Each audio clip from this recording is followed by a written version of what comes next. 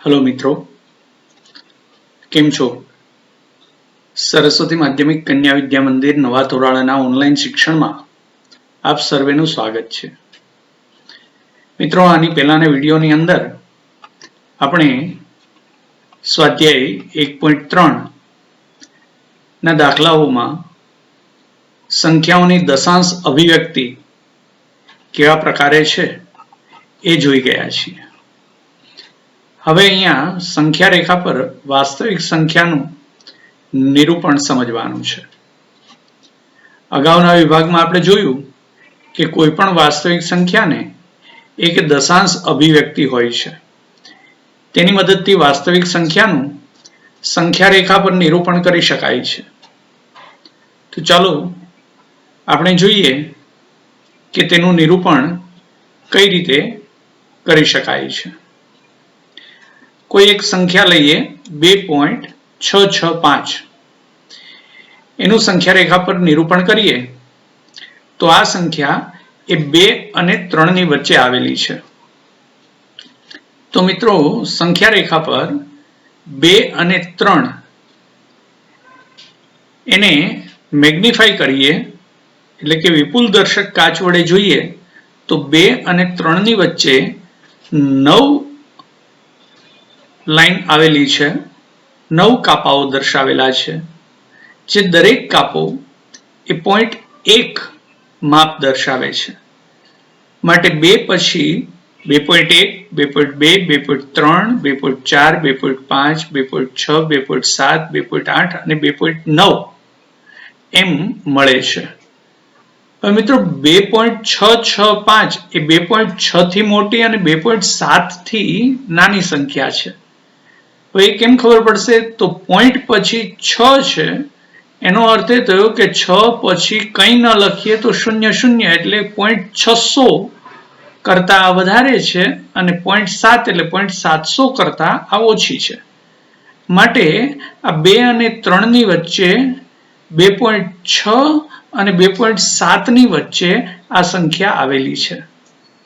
માટે આપણે વિપુલ દર્શક કાચનો ઉપયોગ કરીએ અને 2.6, 2.7 ને મેગ્નિફાઈ કરીએ, વિપુલ દર્શક કાચની મદદથી જરા એને મોટું કરીએ અને જોઈએ તો આપણને આ પ્રકારે જોવા મળશે। એટલે કે 2.6 અને 2.7 એની વચ્ચે પણ આ જ રીતે એક સરખા 9 કાપા, એટલે કે કુલ 10 વિભાગો છે।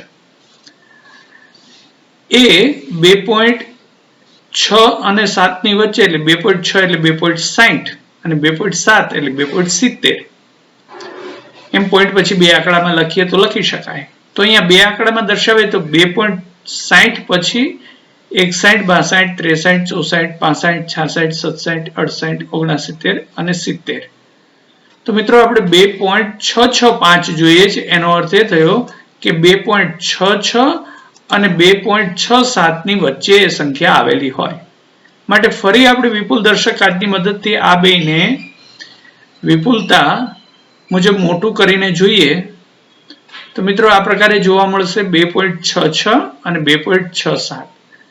6 એને 3 અંકમાં દર્શાવે તો 660 અને આને 670 લખી શકાય। આપણે જોઈએ છીએ 2.665, એટલે દરેક કાપા ઉપર 661, 62, 63, 64 અને બરોબર મધ્યમાં 2.665 આપણે દર્શાવી શકીએ।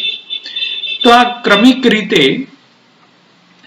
દરેક 2 અંકની વચ્ચે આપણે એને મેગ્નિફાઈ કરી અને જોતા જઈએ તો 10-10 અંકો વધતા જાય છે। પરિણામે આપણને આ રીતે 2.665 એ મળી શકે। એ જ રીતે ઉદાહરણ નંબર 11 જોઈએ મિત્રો।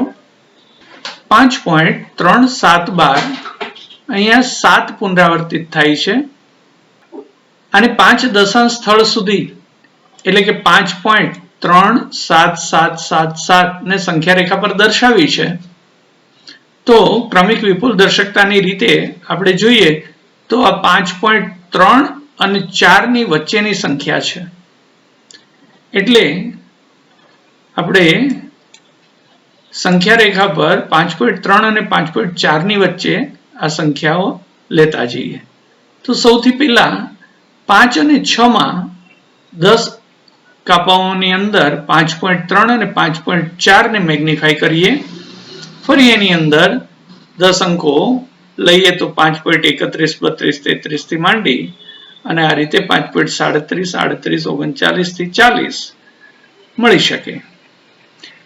આપણે એ 5.3777 જોઈએ છીએ તો 5.37 અને 38 ની વચ્ચે આ સંખ્યા મળે માટે 5.37 અને 5.38 ને મેગ્નિફાય કરીએ તો આપણને મળશે 5.37, 38 ની વચ્ચે 371, 72, 73, 74 આ રીતે 5.377 અને 5.378 ત્રણ અંકની અંદર લઈએ તો આ પ્રકારે સંખ્યા મળશે. આપણે જે જોઈએ છીએ 5.3777 એટલે એ આ બંને વચ્ચેની સંખ્યાઓ હોય. એટલે 5.377 અને 5.378 ને મેગ્નિફાય કરીએ તો આપણને મળે 3771, 3772, 3773 એ રીતે 3777 અને 3778. હવે 5 અંકો સુધી લેવું હોય તો હજુ એક વખત મેગ્નિફાય કરવું જોઈએ, પરંતુ હવે 777 સતત પુનરાવર્તિત થતી સંખ્યા છે માટે આપણે એને 5.3777 એને ફરી પાછું મેગ્નિફાય કરી આ જ રીતે અને અહીંયા દર્શાવી શકીએ. તો મિત્રો આ જ રીતે સ્વાધ્યાય 1.4 ના દાખલાઓ જોઈએ. ક્રમિક વિપુલ દર્શકતાની મદદથી સંખ્યા રેખા પર એનું નિરૂપણ સમજીએ.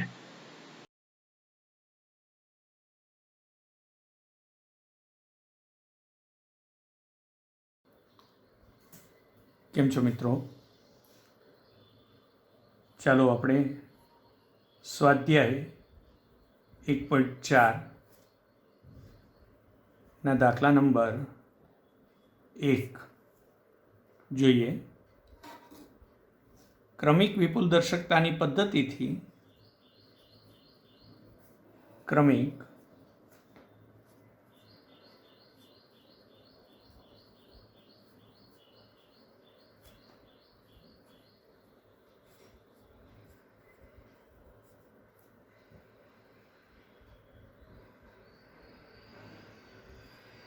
સંખ્યા રેખા પર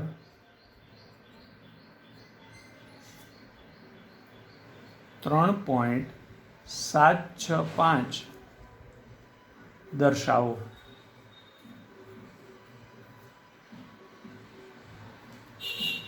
મિત્રો ક્રમિક વિપુલ દર્શકતાની રીતે સંખ્યા રેખા પર આપણે 7.5 દર્શાવીએ તો એનો ઉકેલ સમજીએ. સૌથી પહેલા એક સંખ્યા રેખા લઈએ. 3.765 છે 3 અને 4 ની વચ્ચે આવે છે માટે આપણે અહીંયા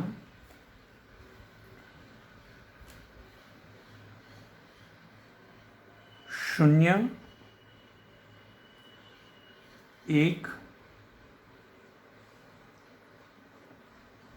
2, 3 અને 4.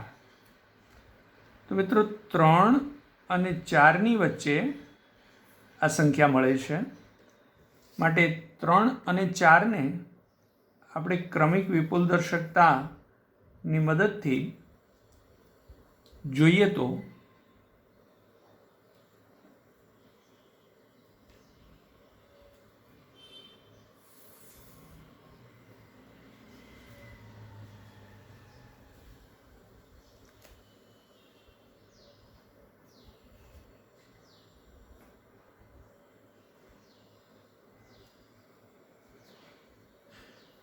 3, 4.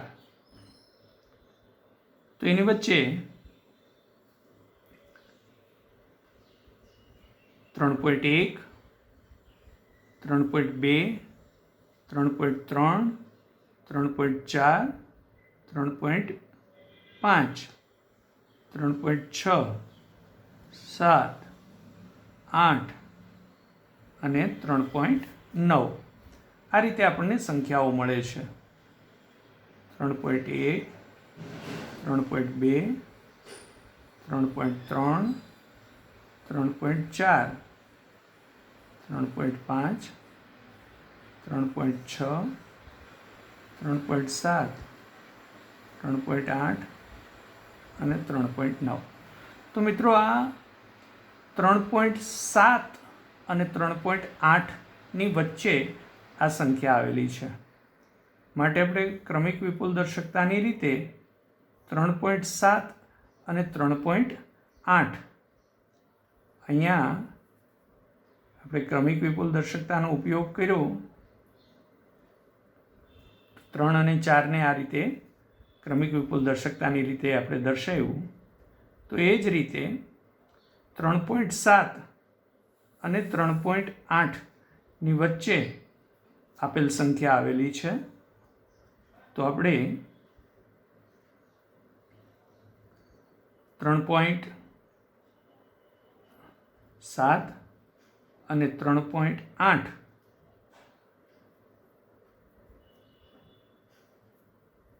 એને ક્રમિક વિપુલ દર્શકતાની રીતે દર્શાવીએ.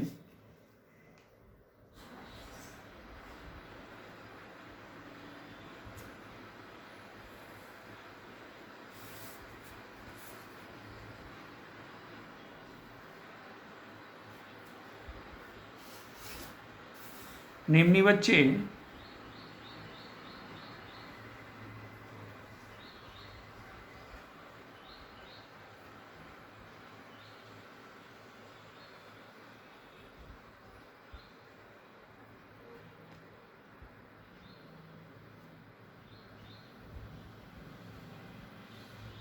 3.7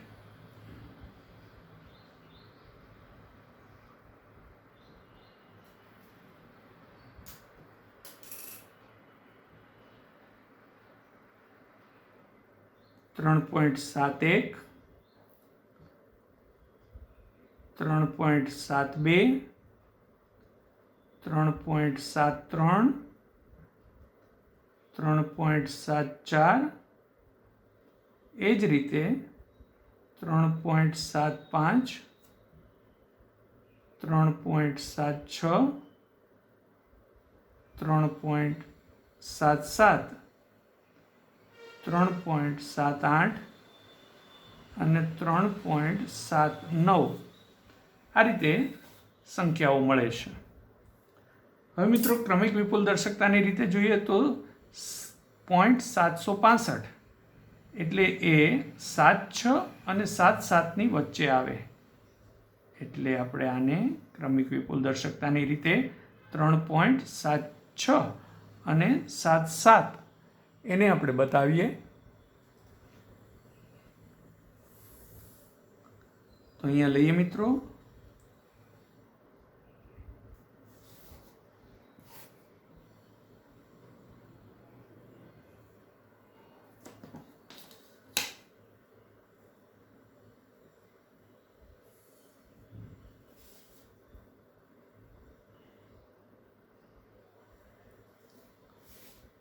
તો 3.76 અને 3.77 એની વચ્ચે જોઈએ તો આપણને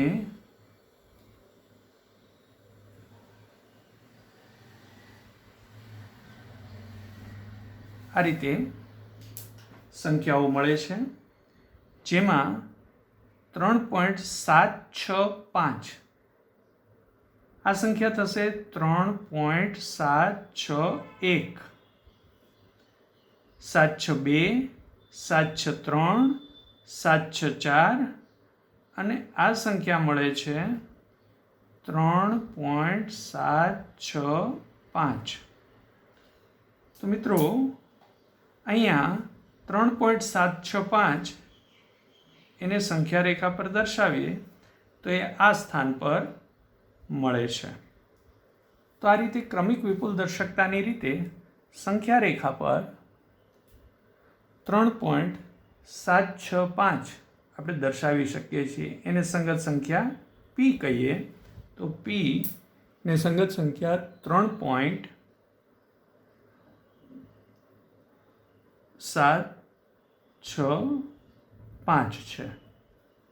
અહીંયા 3.761, 3.762, 3.763, એવી જ રીતે 3.764 અને આ 3.765 મળે છે. મિત્રો આ રીતે કોઈ પણ સંખ્યાને ક્રમિક વિપુલ દર્શકતાની રીતે સંખ્યા રેખા પર આપણે મેળવી શકીએ છીએ. સમજાયું ને મિત્રો? આ જ રીતે દાખલા નંબર 2 જોઈએ. ક્રમિક વિપુલ દર્શકતાની પદ્ધતિથી સંખ્યા રેખા પર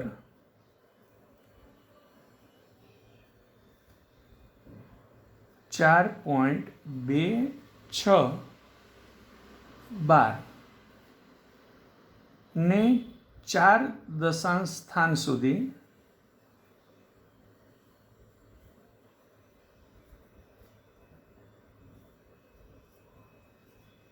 દર્શાવો.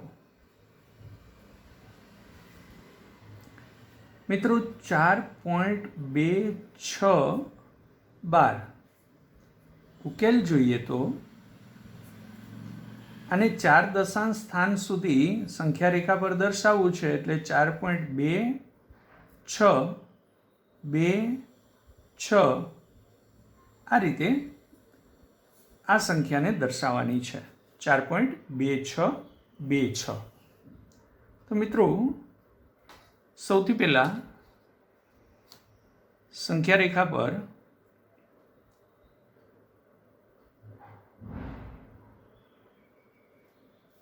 આપણે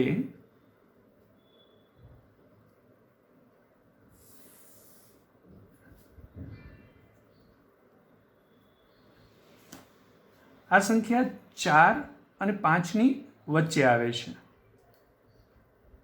માટે મિત્રો સંખ્યા રેખા પર આપણે શરૂ કરીએ 0, 1, 2, 3, 4,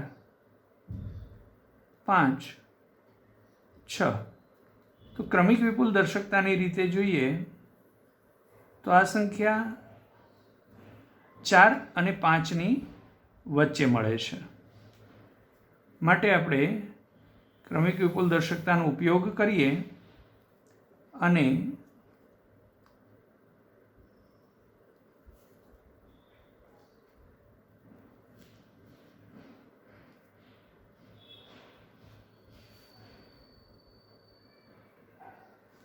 ચાર અને 5 તેમની વચ્ચે 2, 3, 4, 5, 6, 7, 8, 9 આ રીતે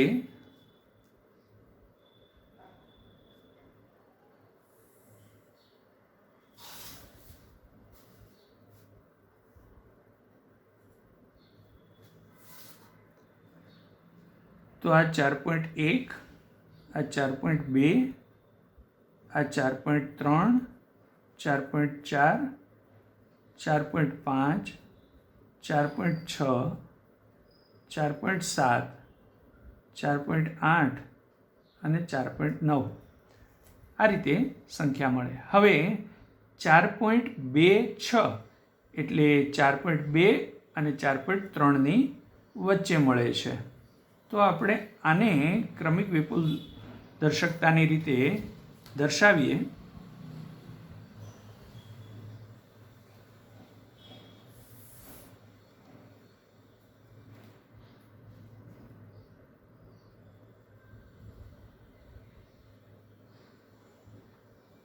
તો મિત્રો જોઈ શકાય છે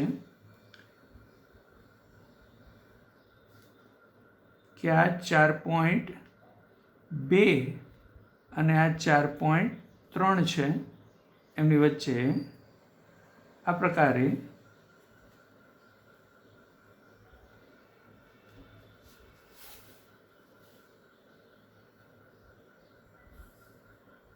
4.2 અને 4.3 ને ક્રમિક વિપુલ દર્શકતાની રીતે દર્શાવીએ તો અહીંયા આપણને મળશે 4.21, 4.22, 4.23, 4.24, 4.25, 4.26, 4.27, 4.28, 4.29. મિત્રો 4.26 ત્યાર પછી પાછું 26 છે, એટલે આ 26 અને 27ની વચ્ચે આવશે. એટલે કે આપણે એને ક્રમિક વિપુલ દર્શકતાની રીતે દર્શાવીએ તો 4.26 અને 27ને ક્રમિક વિપુલ દર્શકતા મુજબ દર્શાવીએ. તો આ રીતે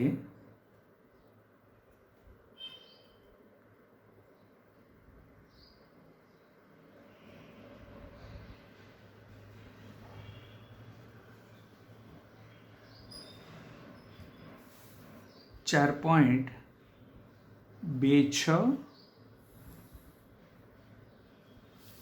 અને 4.27ને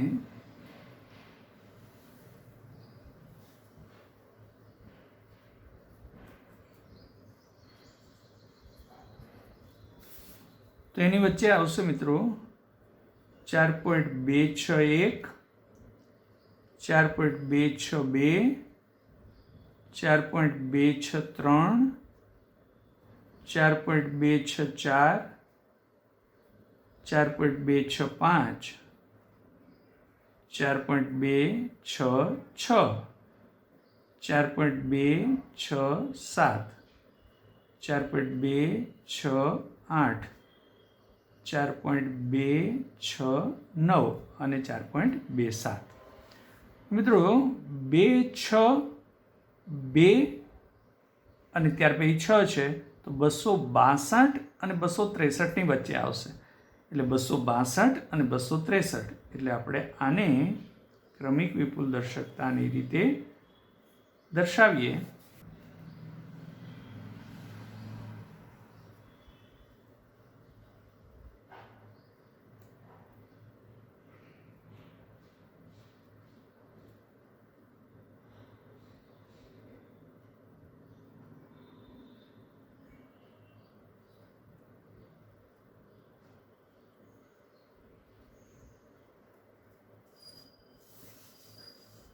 તો આપણે 262 ને